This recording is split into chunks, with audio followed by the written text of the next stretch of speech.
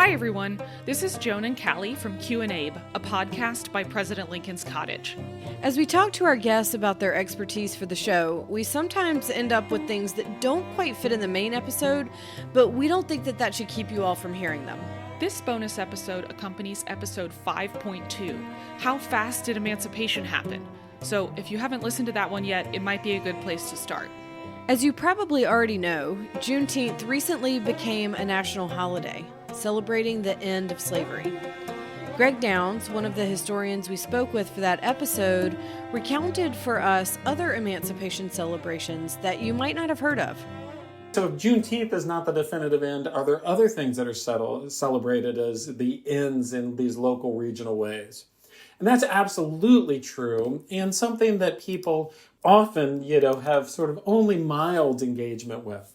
The Coastal Carolinas Watch Night, which is pretty commonly celebrated, though not always in an emancipation context in some Black communities, but in Coastal Carolina, Watch Night of the 31st into December 31st into the 1st, which is tied to the celebration of the reading of the Emancipation Proclamation.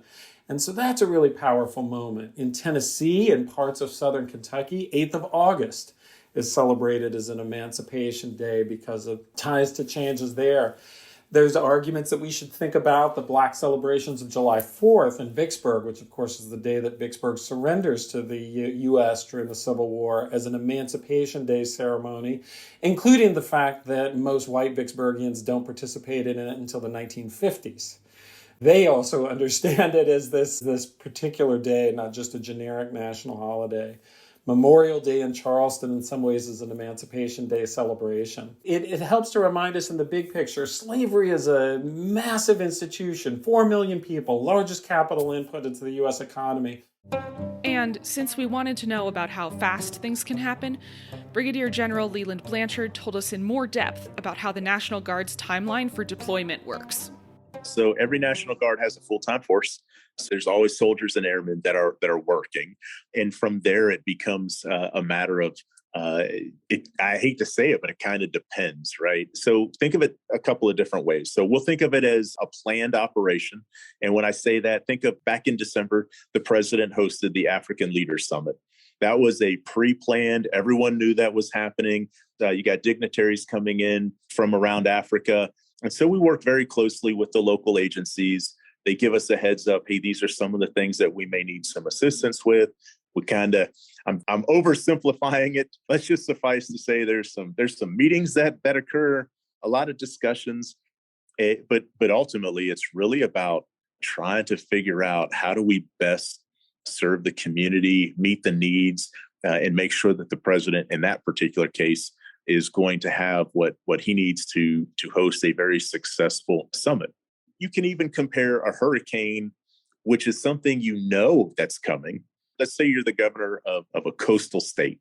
You're going to start looking at, hey, where is it going to land? Is it city? What kind of challenges could that bring? What's the population center? What are some of the needs? And then the governor's going to sit down with his leadership team, and they're going to figure out what level of response are we going to need? And then they'll call the National Guard, they'll call the Adjutant General. They'll typically reach out to neighboring states. The neighboring states, of course, you're not going to want to pull from one state that's got a need that's also going to be impacted by that storm. So you may reach out to a Nebraska or an Oklahoma, and they may send forces. So that's an example of, say, that's several days to a week or 2 weeks where people know something bad is going to happen.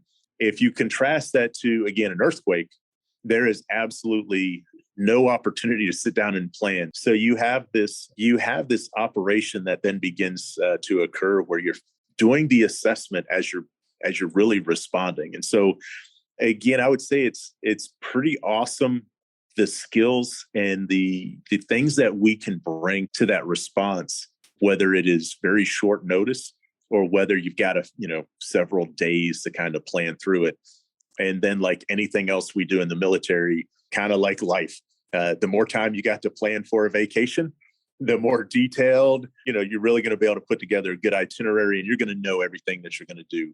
The same is true of a response to an operation. The less time you have to plan, the more you're going to kind of work through and figure it out. And that's where I go back to that training the training to be comfortable being uncomfortable, because typically you're going to ask these young men and women to be out on the ground figuring it out as they go along. We saw on 9/11, there were guardsmen who were at the Pentagon in their civilian job, working there as government employees, that were responding. Now, they didn't stop and put on a uniform, but I would say that that's the fabric of what a citizen soldier is when they see a need, they go running to that point of need and they do their best to help their fellow citizens. And they just jump in. And from there, we kind of get the machine going, if you will.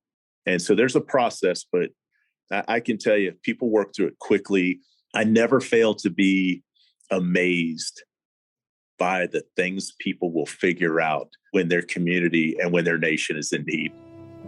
I know I'm in awe of people who plan for disasters and really appreciate the work that goes into that kind of readiness. Thanks for listening, and please subscribe to stay up to date with the show. We'll see you again in a week with our next full episode. This episode was produced by me, Joan Cummins, with Callie Hawkins and support from the President Lincoln's Cottage team. Music for Q and Abe was written, performed, and is copyrighted by Clancy Newman. Q and Abe is made possible by listeners like you. You can support the show by joining Team Lincoln at www.lincolncottage.org, where you can also check out our other online and in-person programming. You can reach us at podcast@lincolncottage.org. President Lincoln's Cottage is a home for brave ideas. Stay curious.